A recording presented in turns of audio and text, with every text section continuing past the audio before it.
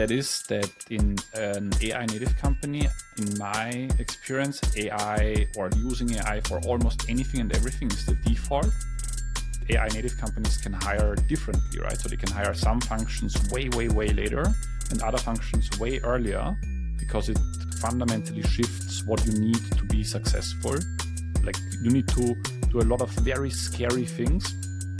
And when you're early, it's easy to take those risks. Oh my God, Dios mío, this is, oh my God, Dios mío. Hi everyone, welcome back to the Hotfix Podcast. I'm Christoph, here with my co-host Stefan. And today we will talk about one interesting question that we discussed recently, which is, can legacy software companies become AI native? Stefan, what's your take? Also, hi from me, first of all. I don't think so.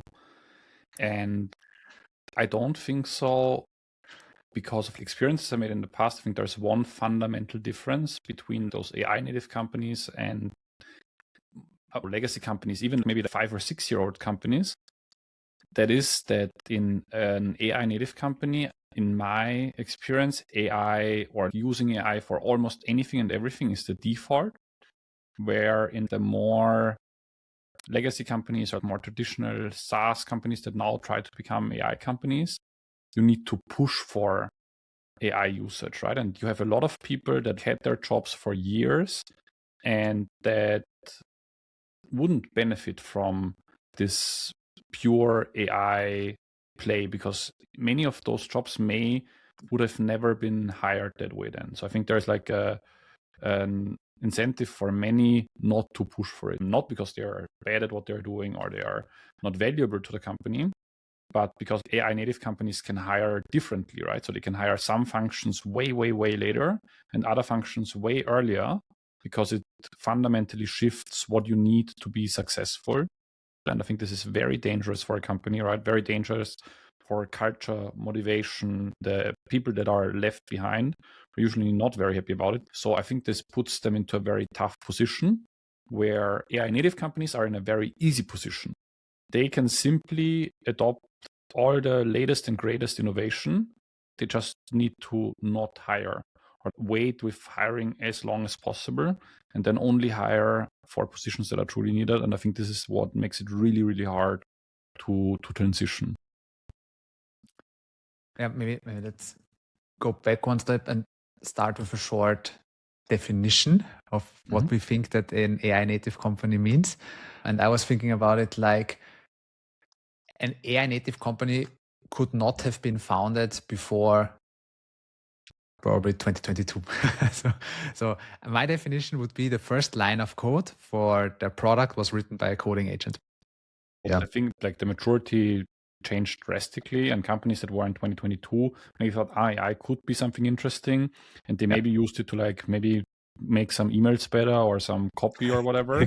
Yeah. And I think now companies that are founded now, there's companies that are truly like creating in a very different way and not just code and software, right? But every single aspect of the business, documentation, contracts even, right? I think this is something that like a non-AI native company, they would be so scared to ever have an AI touch a contract or like write like the first draft and they just read through, is it actually safe and sound?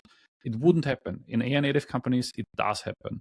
And if your C-level like founders, if they need like 20 minutes for an employment contract in a new country, it is very different than the traditional software company. This is a very hard shift in your mind. Like you need to do a lot of very scary things.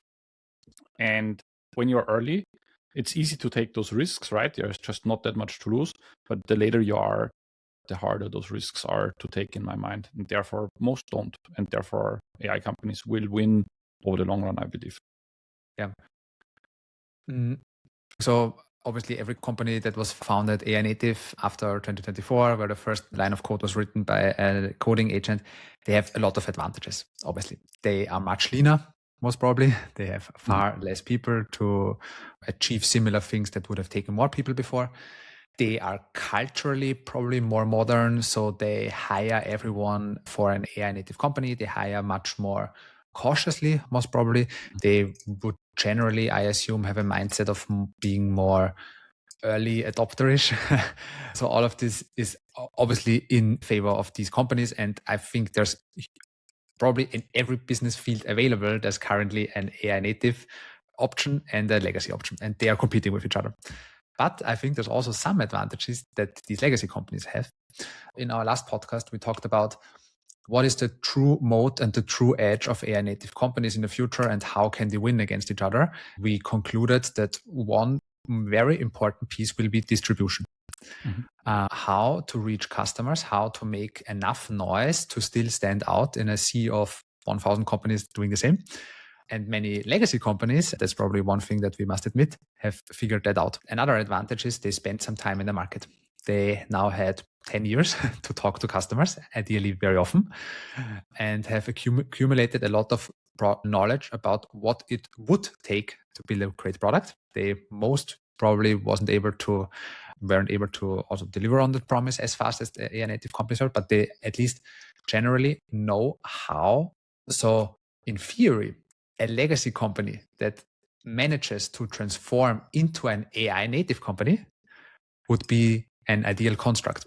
Definitely. But you're seeing a lot of challenges with that, right? What you have said has always been true. In 2005, it has been true that a behemoth company that was around for 20 years was much better set up for distribution than a startup that just started. Yahoo was incredibly more favored to win search than Google was. Yahoo was around and they had money and distribution and they already had people visiting their site, and Google didn't. And Google won by, it's not even close, right?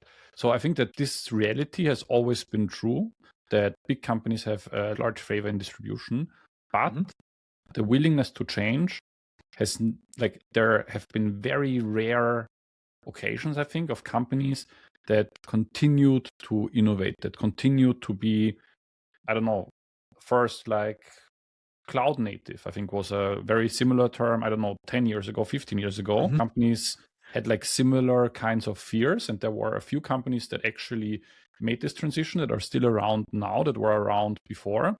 But many got replaced, right? CRMs got replaced by Salesforce, and Salesforce is now there. And who knows if Salesforce can now make this transition to be the AI native company they would probably need to be if they want to keep that market for another 15 years. They can win with distribution for a while, but over time it's hard, right? If you have an org of 15 people delivering the same, like an org of 1,000 people, you can price your product very differently. And this can be a very, very good tool for distribution, right? So it's very easy to distribute a piece of software that maybe costs cents per user versus another product that costs dollars or tens or hundreds of dollars per user. And I think this is the big edge in distribution you get from staying so small and lean that you can grow with this very small team that can achieve a lot. And the other company will not be able to afford cutting their price by 95%. You can afford to stay cheap. Yeah.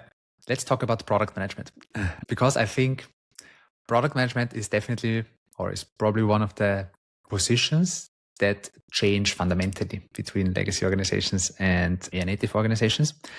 And the main difference is, at least how I see it right now, it might change again in a couple of weeks, but I think in AI native organizations, product managers are extremely customer-centric, strategic engineers. I always enjoyed working with engineering teams where the tech lead loved to participate in user interviews. They knew everything about the customer. They were extremely quick in acting on feedback because you didn't have to explain. They just implemented small feedback right away. And I believe that in the future, every product manager can be that person. Obviously, this is such a fundamental edge that native companies have against legacy organizations that it's no question who is going to outperform. But I think it can also mean that if legacy organizations can make this transformation with their product team, which obviously isn't easy, it means a lot of change in your technical architecture, in your culture, in your collaboration with engineering, in your skill set that you require. One thing I haven't seen is an AI native startup with 6 or 8 product managers really shipping code. At least not what I have seen so far, but I actually think that this could be an ideal setup if they all know a lot about the customer. And if a legacy organization who can afford such a team of product managers can transform them in such a state, then they might be faster than an AI native version of them.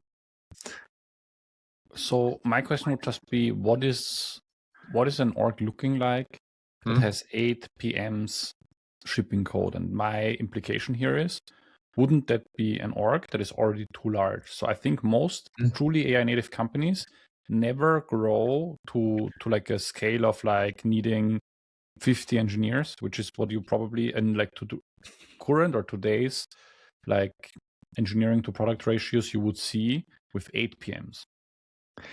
I think it depends on the complexity of the product that you have. And I'm also seeing this with a project that I'm currently working on. So I'm building an application. I have a couple of beta users. It started out as a very, very simple product where you could upload some invoices and it stores it for you. But now after having done some beta testing, I found out, I'm actually competing against this app, or hey, this part of the user journey needs to be extremely delightful. And suddenly I was iterating on it. It took more than 1,000 prompts. And suddenly I saw I have different areas in our product, and each of these area would be worth doing dedicated discovery on. So I could already imagine, obviously if I would have financial capital, but I don't, but I could already imagine that I could employ 2 or 3 product managers being responsible for different areas in this very small product and really iterating them to being perfect. If I consider them strategically important for my company's success, then I think it would be also a rational investment. See these 2 product or 3 product managers, would they be all the people building? Is this what you're saying? Or is this 3 product managers plus another 2-3 engineers per product manager? So obviously I think for every product you can always imagine a big org just shipping stuff. But how would this look like? Then I guess for this, what you described, more AI native thing that is born now, right? There is just builders, however you call them, like 3 people building stuff. And they are just, there's just no, they are product managers or engineers or designers. They're doing all of it, right? Because they do discovery and then implement it right away. Yeah, exactly. So I think the org chart obviously shifts fundamentally. I think these product managers have to be builders. I think also that we need a new title. I think it should be product builders, not product managers. I also still think it would be extremely valuable to have maybe 1 or 2 shared resources of UX designers. It's one of the fields where I think AI isn't great. And then once you have your first real users on your app, it gets a bit scary. They trust you, they upload their documents, and obviously they expect that it works. And I think it also makes sense to have a couple of engineers not being responsible for feature areas, but just making sure that product managers can build scalably. And I think this is going to be the setup in the future.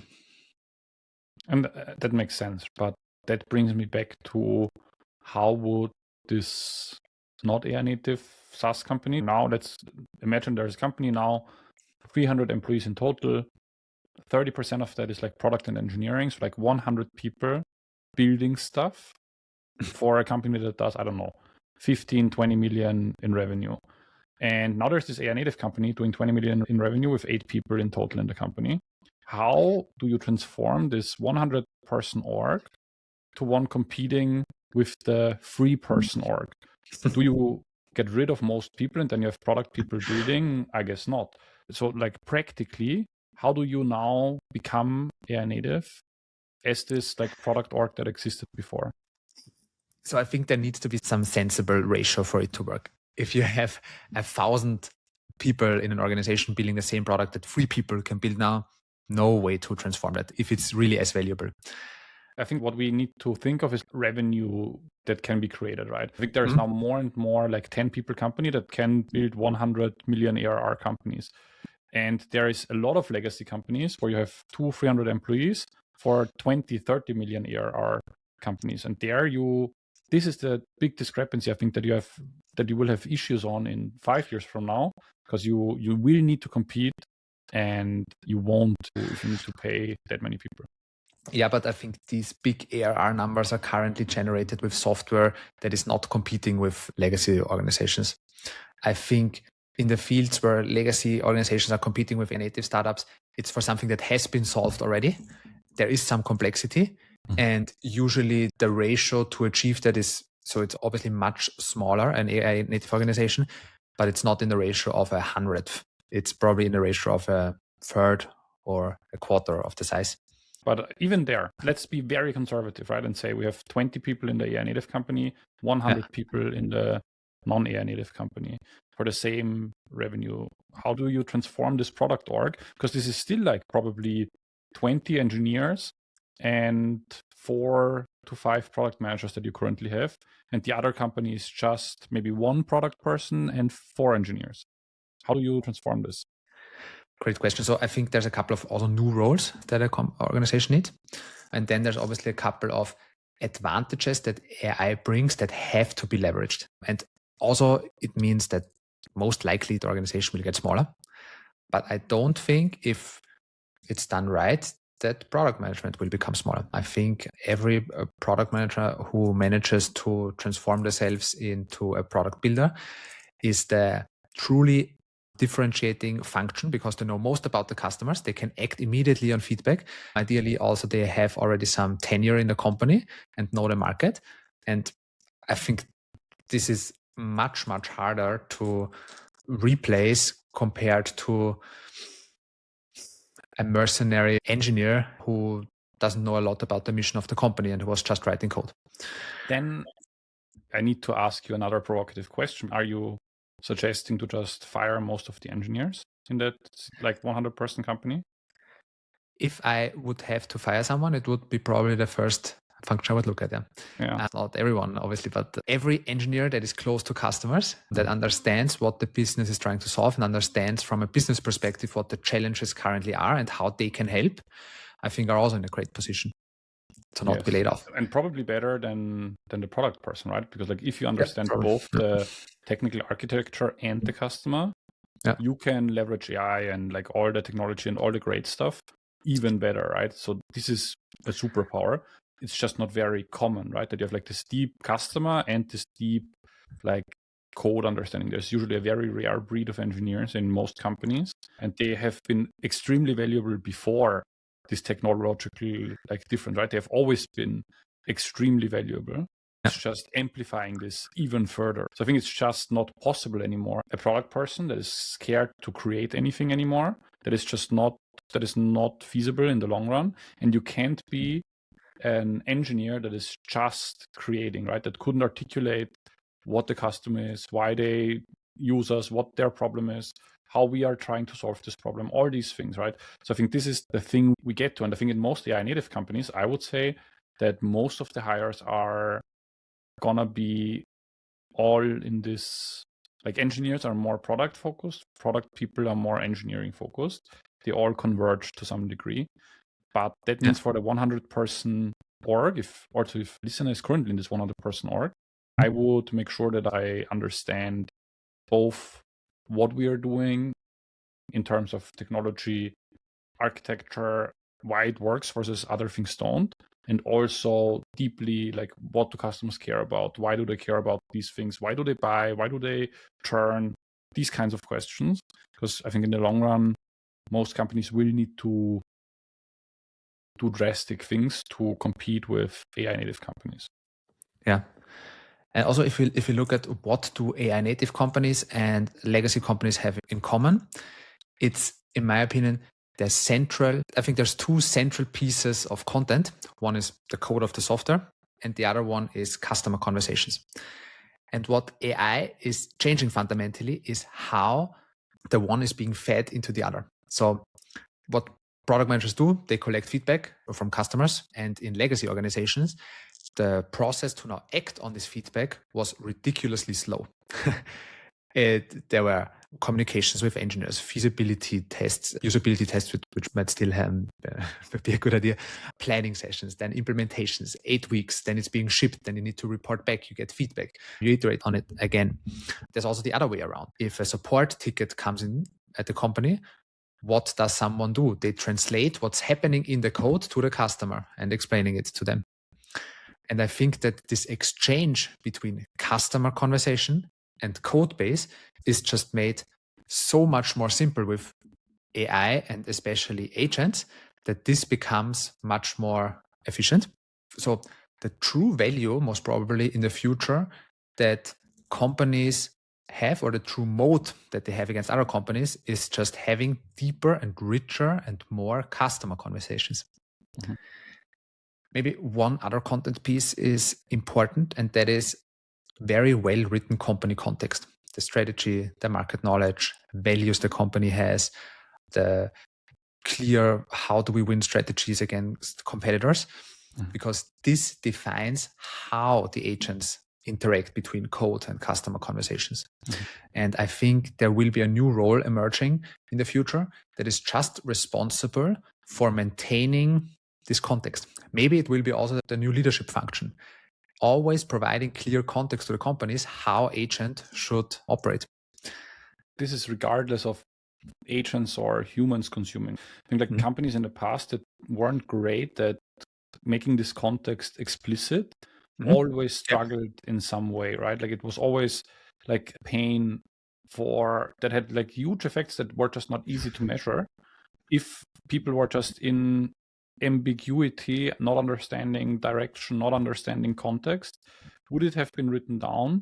Would have been much simpler, but I think now it's just becoming more visible, because if you have a system that needs knowledge written, because otherwise it cannot access it, right? It's really hard for those systems to just be in, I don't know, some very unstructured conversations and draw the right conclusions. It can, but it's just much harder.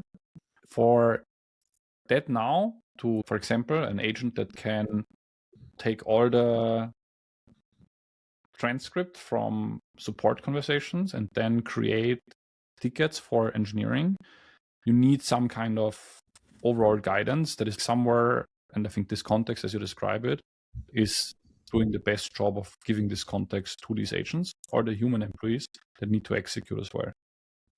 Yep, exactly. Or also looking at the marketing function, creating a website for a software company. What is a website? It's a representation of what can the software do in combination with some context. How do we talk to customers? What's our messaging? Who do we want to position ourselves against?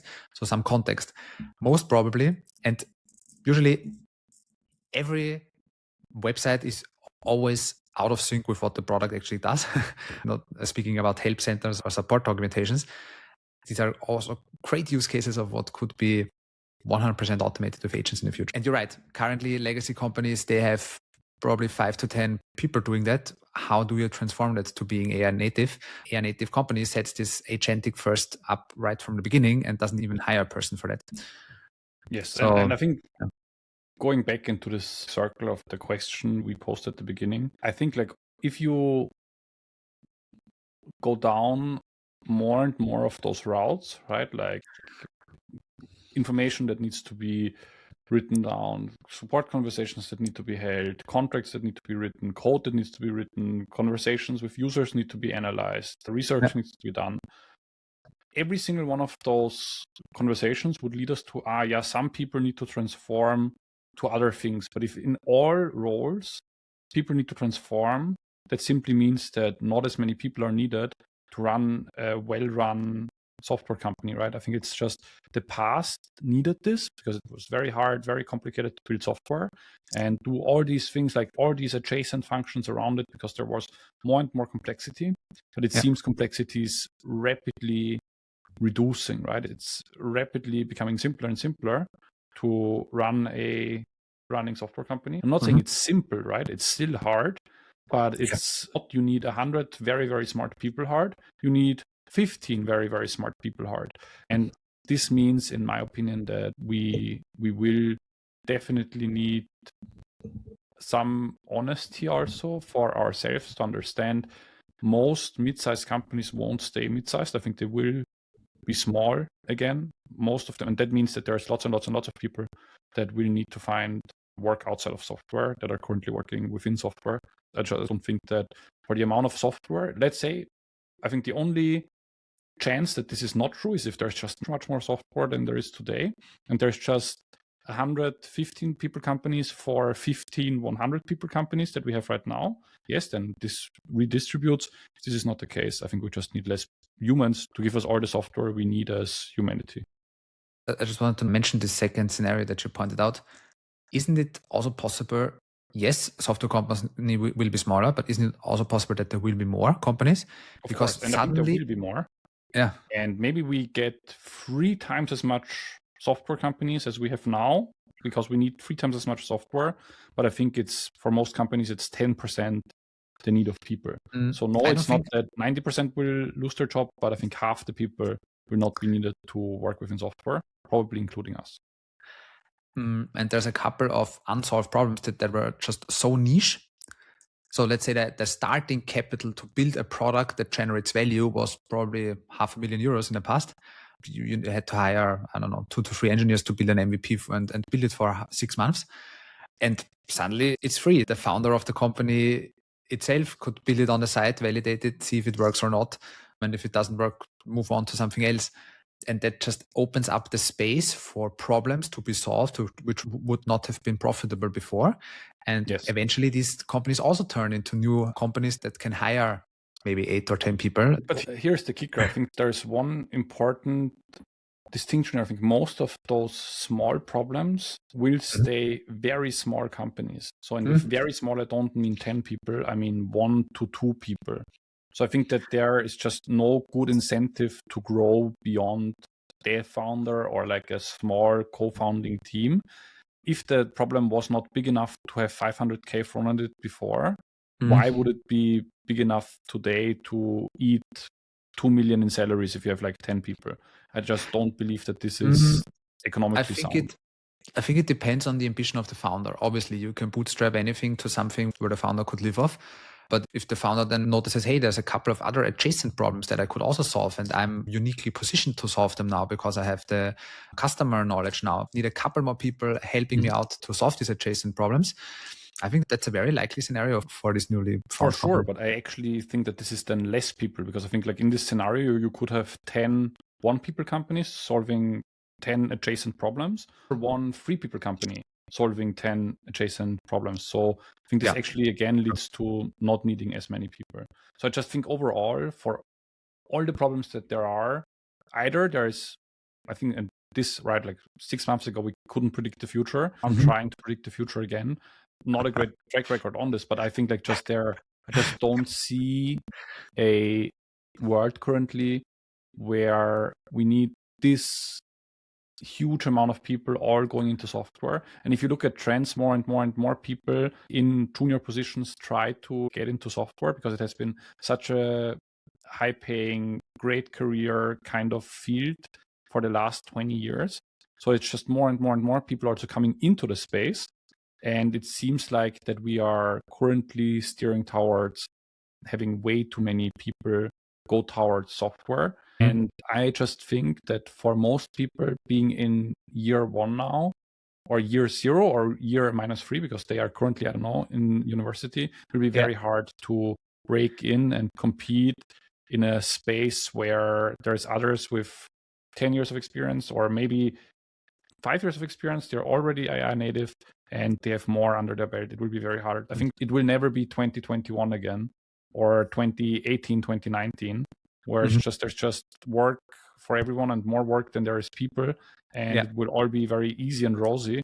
The industry is shifting a little bit, like many others have in the past. Too many people are currently shooting towards software as what it demands, I believe, in the future with what technology is doing right now. Yeah, 100%.